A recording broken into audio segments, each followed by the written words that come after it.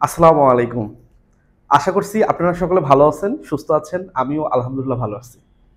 আমার আজকের ভিডিওটা গুরুত্বপূর্ণ কারণ আমি খামার ব্যবস্থাপনার উপর কথা বলব। আপনারা অনেকে খামার করেন, খামারে কিন্তু লাভ হয় না। আবার অনেকে খামার করে, খামারে কিন্তু লাভ হয়। যদি খামারে লাভ না থাকতো তাহলে কিন্তু বাংলাদেশে এত খামার থাকতো না। এবং দিন, দিন এটা বাড়বে, ইনশাআল্লাহ কমবে না। এবং আপনারা যখন খুব সুন্দরভাবে এই জিনিসগুলো জানতে পারবেন, কিভাবে খামার করতে হবে, কিভাবে খামারটা পরিচালনা করতে হবে, তখন আপনারাও আর লসের মুখ দেখবেন না ইনশাল্লাহ।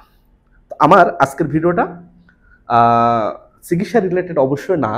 আমি এখানে ম্যানেজমেন্ট রিলেটেড বিভিন্ন জিনিস নিয়ে আলোচনা করব। আমি 10টা পয়েন্ট আকারে ভাগ করছি। এই 10টা পয়েন্ট আমি আপনাদেরকে একটু বোঝানোর চেষ্টা করব। আর আপনারা যদি অন্তত একজনও যদি উপকৃত হন, তাহলে আমি মনে করব আমি সার্থক। এবং আপনারা যে পরিমাণ সাপোর্ট দেন, ভালোবাসা দিচ্ছেন, আমি ভাই খুবই খুশি আপনাদের উপর। তো যতদিন আছি, যতদিন পারি ইনশাল্লাহ আপনাদেরকে সেবা দেওয়ার চেষ্টা করব। তো চলেন আমাদের খামার ব্যবস্থাপনা নিয়ে বা লাভজনক খামার ব্যবস্থাপনা নিয়ে আমি একটু কথা বলি। বাংলাদেশে বর্তমানে অসংখ্য খামার, মানে আমি নাম্বারটা আমার এই মুহূর্তে মনে নেই, এবং গবাদি পশুর সংখ্যাও অসংখ্য। এই যে গবাদি পশুর সংখ্যা, এটা 5 বছর আগেও মোটামুটি এত ছিল না, কিন্তু কাছাকাছি লেভেলের ছিল। হয়তো পার্থক্য তো ছিলই, কিন্তু কাছাকাছি লেভেলের ছিল।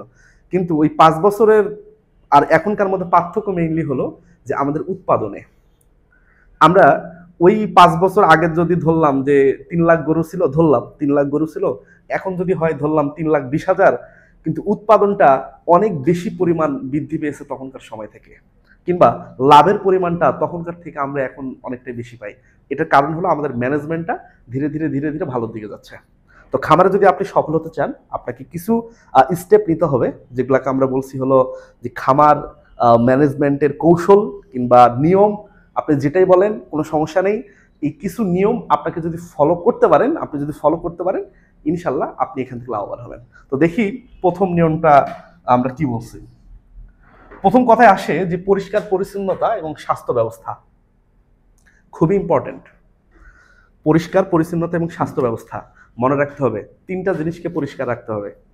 একটা তো খামার পরিষ্কার রাখবেনই, 2 নম্বর যে গরু ছাগল পরিষ্কার রাখবেন, 3 নম্বর যে খামারে দেখভাল করবে বা যে খামারে যাবে তাকেও পরিষ্কার পরিচ্ছন্ন হয়ে যেতে হবে। এই 3টা জিনিস আমাদের ফলো করতে হবে। তাহলে কি কি বললাম আমি বলেছি 1 নম্বর বলেছি গরু, 2 নম্বর বলেছি গোয়াল গোয়াল এবং 3 নম্বর বলেছি ব্যক্তি।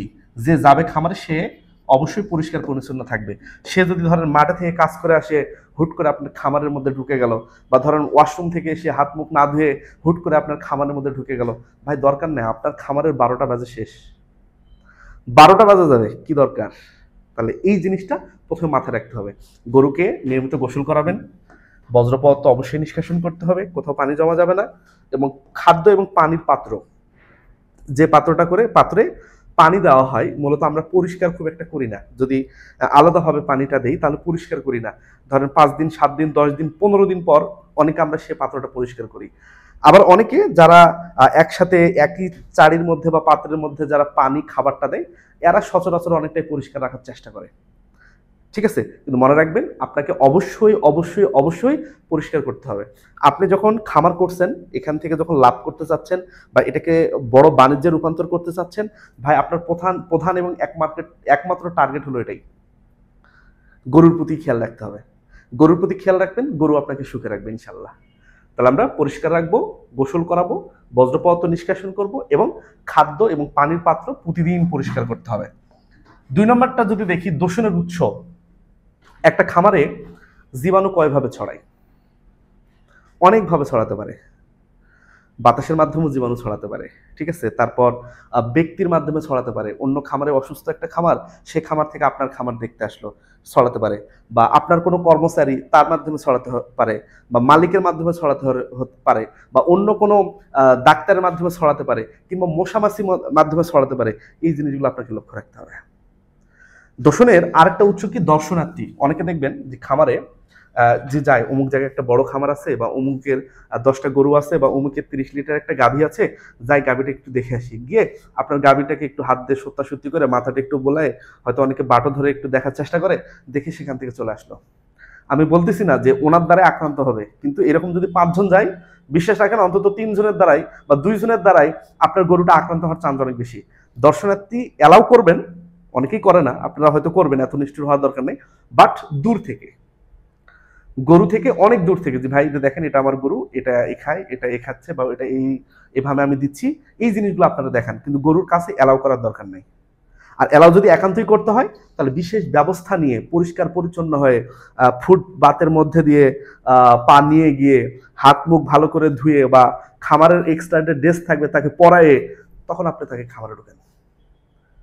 এই কথাগুলা অনেকের কাছে অনেক কঠিন, কিন্তু এটা হলো ভাই, বাণিজ্যিক খামার করতে গেলে আপনাকে এটা মাথায় রাখতে হবে ভাই, যে দর্শনার্থী সবসময় অ্যালাউ করলে রোগ জীবাণু ছড়াতে পারে। দর্শনার্থী আসছে, একটা নির্দিষ্ট দূরত্ব থেকে সে দেখতে পারে, এর বেশি আর কিছু না। গরুর গোয়াল ঘরে অ্যালাউ করার দরকার নাই। খামারি, অন্য খামারি যারা আসে বা নিজেও হতে পারে, এবং চিকিৎসক, যে একটা ডাক্তার বা এআই কর্মী যারা ধরেন ট্রিটমেন্ট করে বেরোয়, বিভিন্ন জায়গায় যায়, ভেটেনারিয়ান যারা আছেন বা ইওলো ডিওলো যারা আছেন বা ভেটেনারি সার্জন যারা আছেন, এনারা অনেকটাই সচেতন, এনাদের দ্বারা এটা হবে না। কিন্তু অনেকেই দেখবেন যে যারা বিভিন্ন এআই এআই করেন, কোনো মানে অভিজ্ঞতা ছাড়া, কিংবা ভালো কোনো মানে কোথাও কোনো কিছুতে না শিখে যে কিভাবে হাইজেন ম্যানেজমেন্ট করতে হয়, এনারা দেখেন হুট করে আপনার খামারে ঢুকে পড়লো আরেক জায়গায় থেকে ট্রিটমেন্ট দিয়ে পড়লো। ওনার কিন্তু উদ্দেশ্য খারাপ, আমি এটা বলতেছি না, আমি বলতে চাচ্ছি যে ওনার অজান্তেই আপনার খামারের একটা লস হয়ে গেল। এই জিনিসটা আপনারা ভাই সুন্দর করে একটু ম্যানেজ করবেন। ওনারা আসলে অবশ্যই সুন্দরভাবে হাইজিন ম্যানেজমেন্টটা ওনাদের দ্বারাই বলবেন, খুব সুন্দর করে বলবেন, স্মুথলি বলবেন, ওনারা অবশ্যই এটা জানে এবং ওনারা মানবেন, এটা আমার বিশ্বাস। কারণ ওনাদের টার্গেট খামারের রোগ বালাই কমানো, রোগ বালাই বাড়ানো না, ঠিক আছে? ওনারাও শুনবেন। এরপর যদি আমরা বলি যে নতুন পশু ক্রয়, খামার করতে গেলে কিছু পশু তো ক্রয় করতে হয়, আবার কিছু পশু তো বিক্রি করতে হবে। মনে রাখতে হবে যে ডেইরি খামারগুলা মূলত চেষ্টা করতে হবে যে নিজের বকনা দ্বারাই যেন রিপ্লেস হয়। ধরেন আমার এখন 10টা গাভী আছে, তার মানে 10টা বাছুর আছে, হয়তো এই বাছুরগুলার মধ্যে ধরলাম 7টা বকনা, তাহলে এই বকনাগুলা কিন্তু ভবিষ্যৎ মা আর কি, ভবিষ্যৎ মা এখন থেকে 2.5 বছর বা 3 বছর পর সেগুলা থেকে দুধ পাওয়া যাবে। তাহলে ওই বকনাগুলা দ্বারাই যেন পুরাতন গাভীগুলা রিপ্লেস হয়, মানে পুরাতন গাভীগুলা বিক্রি হবে, ওই পুরাতন গাভীর জায়গায় নতুন বকনা ঢোকে। কিন্তু কোনো কোনো ক্ষেত্রে দেখা যায় যে আপনি একান্তভাবে খামার বড় করতে চাচ্ছেন, এবং সেক্ষেত্রে আপনাকে অবশ্যই বাইরে থেকে গরু কিনতে হচ্ছে বা মোটা তাজাকরণের জন্য গরু কিনতে হচ্ছে। তো সেক্ষেত্রে ভাই নতুন যে গরুটা আনবেন, অবশ্যই তাকে অবশ্যই দেখে শুনে আনবেন, যে মুখে ঘা আছে কিনা, বা পায়ের খুর ফাটা কিনা, শরীরে তাপ খুব বেশি কিনা, চুলগুলা খুব উস্কো খুস্কো কিনা, চোখ দিয়ে পানি পড়তেছে কিনা, শিং কোথাও ভাঙ্গা কিনা, কোথাও দেহের কোথাও বড় ক্ষত আছে কিনা, ঠিক আছে, পেট খুব ঝুলে পড়ছে কিনা, ঠিক আছে, গাভী হলে যে ওলান খুবই ঝুলে পড়ছে কিনা অস্বাভাবিকভাবে, ঠিক আছে, এই জিনিসগুলো দেখতে হবে। এই জিনিসগুলো যদি দেখে মনে করেন যে মিলতেছে না, ঝামেলা মনে হচ্ছে, তাহলে ওই গরু ভাই নেওয়ার দরকার নেই, কোনো কর্মে নেওয়ার দরকার নেই, ঠিক আছে? ওই গরু নিলে আপনার লাভের থেকে লসের সম্ভাবনা অনেক বেশি। তাহলে প্রাণীকে আলাদা রাখবেন, যেগুলো নতুন আনবেন, যে আপনার খামারে যদি আগে থেকে 10টা থাকে, তাহলে আপনি যদি আবার নতুন করে 5টা কিনে আনেন, তাহলে ওই 5টাকে আপনি আলাদা করে রাখেন, সর্বনিম্ন 14 দিন। তবে বেশি রাখতে পারলে ভালো, 20 দিন যদি রাখতে পারেন বা 25 দিন রাখতে পারেন আরো বেশি ভালো, কোনো সমস্যা নাই। তবে মিনিমাম সর্বনিম্ন আপনি বা আপনার গরুকে মিনিমাম সর্বনিম্ন আপনি 14 দিন আলাদা রাখবেন, তারপর আপনার আগের গরুর সাথে আপনি মিশাতে পারেন। তবে তার আগে ওই যে দেখে শুনে নেবেন যে কোনো রোগ বালাই আছে কিনা। আর আলাদাভাবে যদি কেনার পর যদি রোগ বালাই বেরোয়, তাহলে ওই গরুগুলাকে বা ওই গাভীকে আপনি আলাদাভাবে সেটাকে ট্রিটমেন্ট করবেন। এরপর যদি আমরা বলি যে কম উৎপাদনশীল উৎপাদন যারা কম দেয়, দুধ কম হচ্ছে, তাদেরকে ভাই ছাঁটাই করতে হবে, মানে ইমোশনাল দেখলে হবে না। তবে হ্যাঁ, অনেকের পছন্দের 2-1টা থাকতে পারে, এটা ব্যাপার আলাদা, পছন্দের 1-2টা থাকতে পারে, এটা ব্যাপার আলাদা। কিন্তু 1000 গরুর মধ্যে বা 500 গরুর মধ্যে বা 300 গরুর মধ্যে 300টাই তো আপনার পছন্দের হবে না। সেক্ষেত্রে আপনাকে বাস্তবতা মেনে যেগুলো দুধ কম দিচ্ছে বা উৎপাদন কমে গেছে, সেগুলোকে আপনার ছাঁটাই করতে হবে, এবং খামারেরই বকনা দ্বারা ওই দুধের গাভীটাকে প্রতিস্থাপন করতে হবে। মানে ওই গাভীটা বিক্রি করলেন, আপনার খামারেরই একটা বকনা ওই গাভীর জায়গা দখল করলো। এরপর যদি আমরা বলি যে গ্রুমিং এবং ক্লিপিং, হ্যাঁ এটা একটু অনেকের কাছে কনফিউশন। গ্রুমিং কি, ক্লিপিং কি? এটা হলো চুল কেটে দেওয়া, চুল কাটা। অনেক সময় দেখবেন যে গরুর পিছনের অংশে বা ছাগলের, ভেড়ার তো অনেক লোম হয়, এগুলা কাটতে হয়, না হলে ওখানে উকুন থাকে, ঠিক আছে, মানে বিভিন্ন প্যারাসাইট থাকে, আর এগুলা ধরেন খুব খারাপ অবস্থা করে ফেলে ভেড়া বাহির থেকে দেখবেন যে মোটা তাজা আছে, কিন্তু আসলে মোটা তাজা নাই, ওই চুলের কারণে বেশি মোটা তাজা মনে হচ্ছে। এই জন্য চুলগুলা যে বড় যখনই হয়, হ্যাঁ, তখনই একটু কেটে দিতে হয়, যখনই বড় হয় তখন একটু কেটে দিতে হয়, তাহলে ভালো থাকে আর কি। তবে খুব বেশি যখন রোদ, খুবই প্রচন্ড রোদ, ধরেন বৈশাখ মাসের বা চৈত্র মাসের ধরেন কাঠফাটা রোদ, এই কাঠফাটা রোদে যে ভেড়ার লোম একবার সব ছাঁটাই করে দিয়ে রোদের মধ্যে বাঁধার দরকার নেই, ওই ভেড়া কিন্তু গরমের তাপে মারা যেতে পারে। ঠিক আছে, লোম কাটবেন একটু ঠান্ডা ঠান্ডা পরিবেশে, হ্যাঁ, যাতে কোনো প্রবলেম না হয় আর কি, একটু ঠান্ডা ঠান্ডা পরিবেশে। তাহলে এখানে আমরা চুল কাটা দিই, ছাগলের পিছনের যে অংশের লোমগুলা যখন হয় তখন কিন্তু সেখানে কেটে দেওয়া হয়, হ্যাঁ। তারপর গরুর দেখবেন যে যে লেজ থাকে, লেজের অগ্রভাগে চুল থাকে, ওই চুলটা যখন বড় হয়, ওই যখন মশা বা মাছি তাড়ানোর চেষ্টা করে, তখন কিন্তু নোংরাগুলা কিন্তু সারা গায়ে কিন্তু মেখে যায় বা খাদ্যে কিন্তু মেখে যায়, সেক্ষেত্রে একটু চুল কিন্তু সেখানে আমরা ছোট করে দিই। তাহলে ওই জিনিসটাকে আমরা বলছিল ক্লিপিং। আর গ্রুমিং হলো যে আপনারা যারা অনেকে দেখবেন ঘোড়ার গা কিন্তু চকচক চকচক চকচক করে, ঘোড়া কিন্তু অনেক যত্ন করা হয়, ঘোড়া আমার অনেক পছন্দের একটা প্রাণী, এবং আমি অনেক ভালো ঘোড়া চালাতে পারি। আমার দাদার ঘোড়া ছিল, আমি ক্লাস 6, ক্লাস 7, ক্লাস 8 এই 3 বছর অনেক ঘোড়া চালাইছি, এমন কোনো দিন নাই 10 কিলো ঘোড়া চালাইনি, মানে গড়ে প্রতিদিন ঘোড়া চালাইছি, ঠিক আছে, যখন সময় পেয়েছি তখনই ঘোড়া চালাইছি। আর বিকালে তো থাকতাম না, খালি ঘোড়া নিয়ে সব দিয়ে ঘুরে বেড়াতাম। তো এই ঘোড়ার সময় দেখতাম যে দাদা কি করতেন, আমাদের দ্বারাও করে নিতেন, যে ঘোড়ার লোমগুলো আমরা পরিষ্কার করতাম, চিরুনি করতাম, মাঝে মধ্যে তেল দিতাম, ঠিক আছে, ঘোড়া এমনিতেই তেল ক্ষরণ হয়, গা চিকচিক করে, তারপর আমরা মাঝে মধ্যে কোথাও কেটে গেলে বা কোথাও কিছু হলে আমরা এই ব্যবস্থাগুলো করতাম। তাহলে এই জিনিসটাকে আমরা বলছিল গ্রুমিং। গ্রুমিং হলো সুন্দরভাবে তাকে পরিষ্কার পরিচ্ছন্ন করা, সুন্দরভাবে, ঠিক আছে। তাহলে এটা হলো গ্রুমিং, এতে করে প্রাণীটা সুস্থ থাকে, সবল থাকে, বিভিন্ন প্যারাসাইট তার দেহে আসতে পারে না, এমনকি ভালো থাকবে আর কি। এরপর যদি বলি একটু ব্যায়াম, এটা হয়তো সব খামারের পক্ষে করানো কঠিন, যাদের অনেক বেশি গরু, যারা জায়গা কম, তাদের ক্ষেত্রে এটা করানো কঠিন। তবে এটা বাধ্যতামূলক আমি বলবো না, কারণ এটা অনেকের পক্ষে সম্ভব না, বাধ্যতামূলক করতে গেলে অনেকের হয়তো অনেক বেশি খরচ হবে, কিন্তু যাদের সুযোগ আছে এটা করলে ভালো আর কি। যেমন আপনি যদি যেমন সকালে আমরা খাবার দিলাম, 11টা বা 11:30 পর্যন্ত খেলো, তারপর হয়তো আপনি চাইলে 1-1.5 ঘন্টা হয়তো বাইরে কোথাও একটু ঘোরার একটা জায়গা বা বাইরে অন্য কোথাও একটু বেঁধে রাখতে পারেন, তারপর দুপুরে আনলেন, 1-1.5 ঘন্টা রেস্ট নিল, তারপর আবার 3টা বা 4টার দিকে আপনি গরুকে সুন্দর করে একটু খাওয়াই দিলেন। তাহলে এই যে মাঝখানে যে 1-1.5-2 ঘন্টা যদি আপনি একটু তাকে আলাদা জায়গায় একটু রাখতে পারেন, বা তাকে যদি একটু চলাচলের একটু সুযোগ দেন সকালে খাওয়ার পর, তাহলে গরুটার কিন্তু গ্রোথ ভালো হবে, বৃদ্ধি ভালো হবে, উৎপাদন বেড়ে যাবে, ঠিক আছে, ক্ষুধা বাড়বে, বেশি বেশি খাবে, হ্যাঁ, এই প্রতিটা জিনিসই বাড়বে, মানে এখানে খারাপের কিছু নাই। আপনার ব্যায়াম করার যদি সুযোগ থাকে আপনারা করে দেবেন ভাই। খুরের পরিপাটিকরণ, খুর যারা গরুকে এক জায়গায় বেঁধে রাখে সব সময়, খুর যেহেতু বিভিন্ন হাঁটা চলাফেরা গরুকে কম করতে হচ্ছে, এক্ষেত্রে খুরের কিন্তু বৃদ্ধি হয়, খুর বড় হয়ে যায়, পায়ের খুর। তো পায়ের খুর আবার যদি আমরা কেটে না দিই, আমরা কেটে দিতে হবে কিন্তু পায়ের খুর সুন্দর করে, হ্যাঁ, কেটে দিয়ে সেখানে প্রয়োজনে ভায়োডিন দিতে হবে, যাতে করে ইনফেকশন না হয়, যার কোনো কোনো রক্ত বেরোয়, তাহলে অবশ্যই ডাক্তারের পরামর্শে কাটতে হবে, হ্যাঁ, বা ক্রিম লাগাই দিতে হবে। তবে অন্তত কাটার পর অন্তত ভায়োডিন দিবেন, যাতে করে সংশয় একটু কম থাকে। তো আর যদি একান্তই কেটে যায় সেক্ষেত্রে কিন্তু যদি বেশি কেটে যায় তাহলে কিন্তু আবার অ্যান্টিবায়োটিক দিতে হতে পারে, বা রক্ত যদি খুব বেশি বেরোয় তাহলে কিন্তু অ্যান্টিবায়োটিক দিতে হতে পারে। তবে এমনভাবে কাটবেন যাতে রক্ত না বেরোয়, জাস্ট ওই উপরের অংশটুকুই কেটে যায়, আর অতিরিক্ত নিরাপত্তার জন্য একটু ভায়োডিন দিলেন।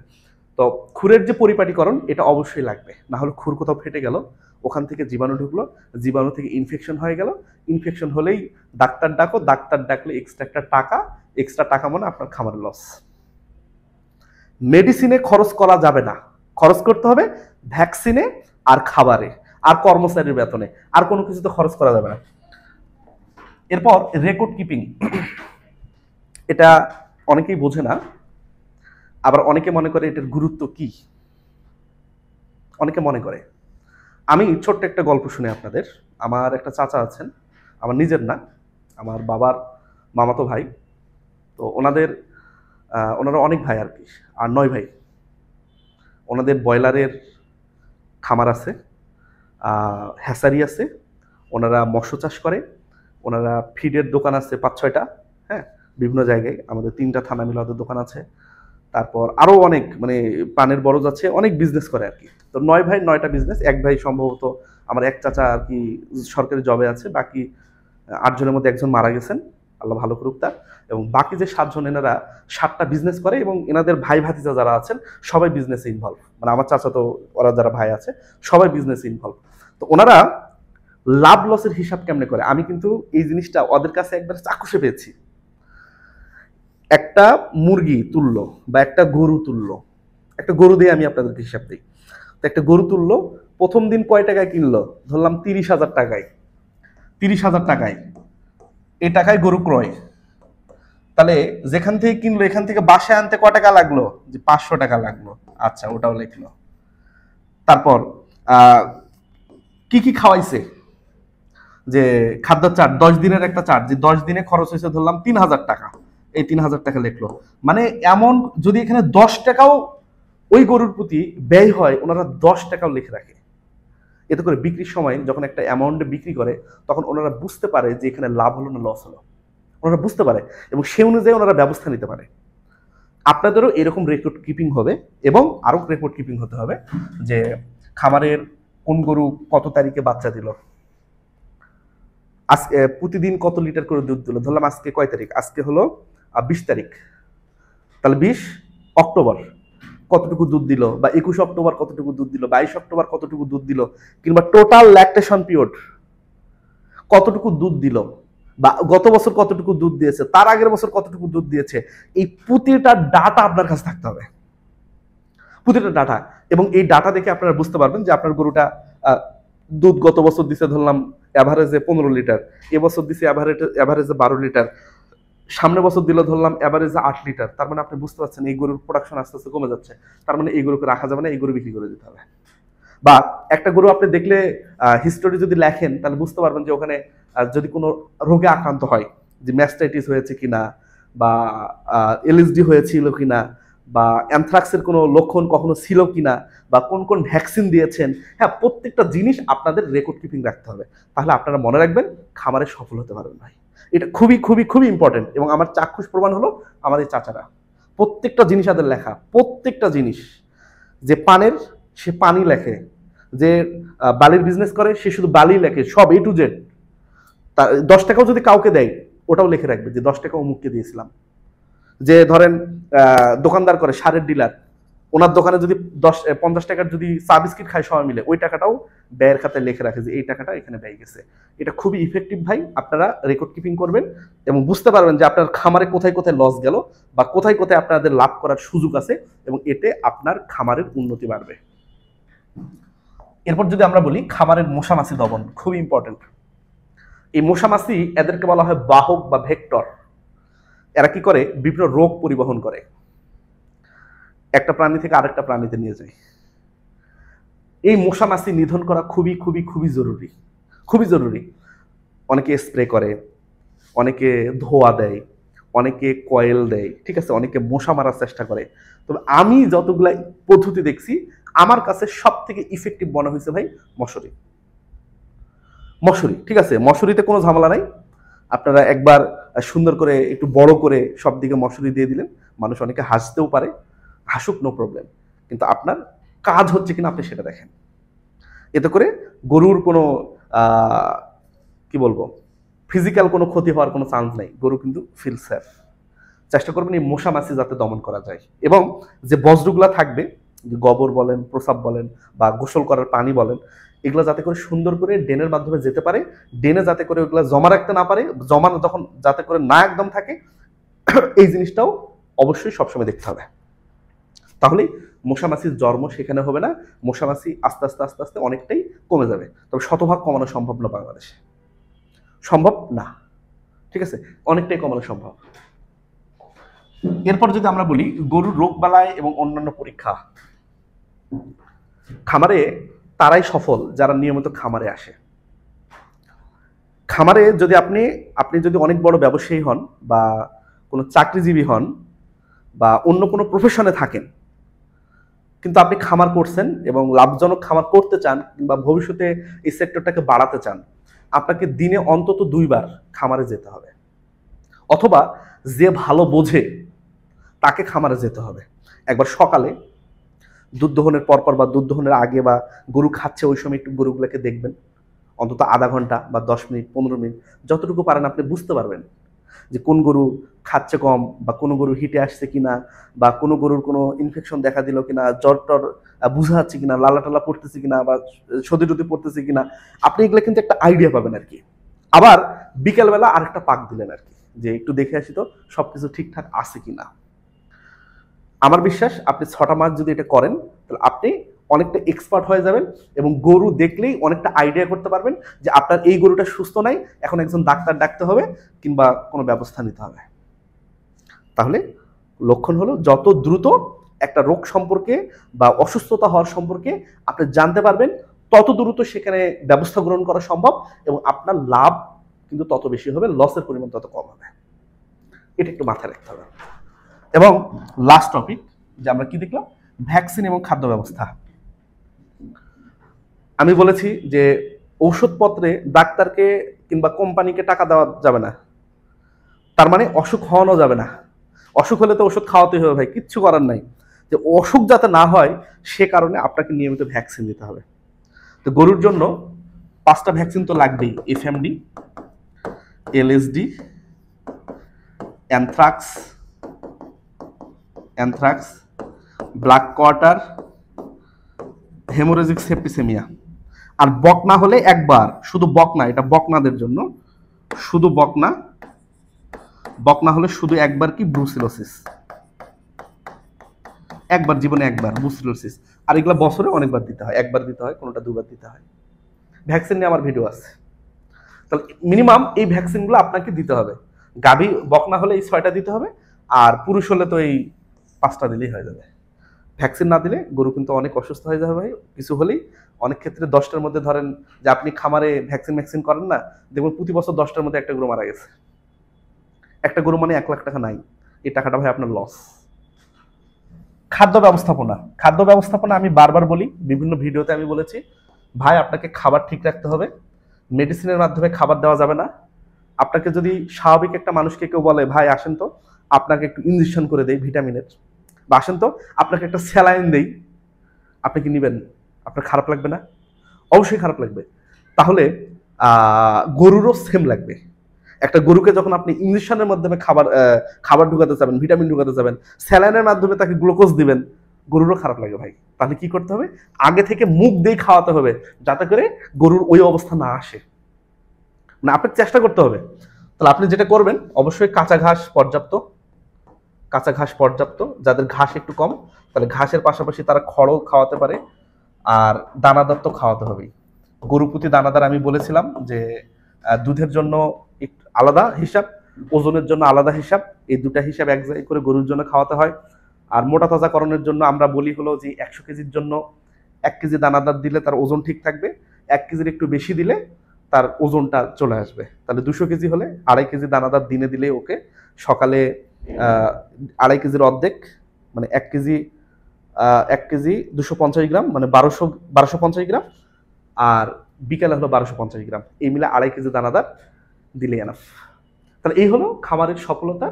আর 10টা আর কি সূত্র আর কি আপনারা বলতে পারেন, 10টা নিয়ম বা 10টা ব্যবস্থাপনার 10টা ধাপ, এগুলা যদি কেউ চেষ্টা করে পালন করার, আশা করা যায় ইনশাল্লাহ সে সফল হবে। যে যত বেশি পালন করবে, যে যতটা ধাপ পালন করতে পারবে, তার লাভবান হওয়ার চান্স তত তত তত বেশি। তো ভালো থাকেন, সুস্থ থাকেন। কোনো কিছু কোশ্চেন থাকলে অবশ্যই ভিডিও নিচে করবেন। আল্লাহ হাফেজ।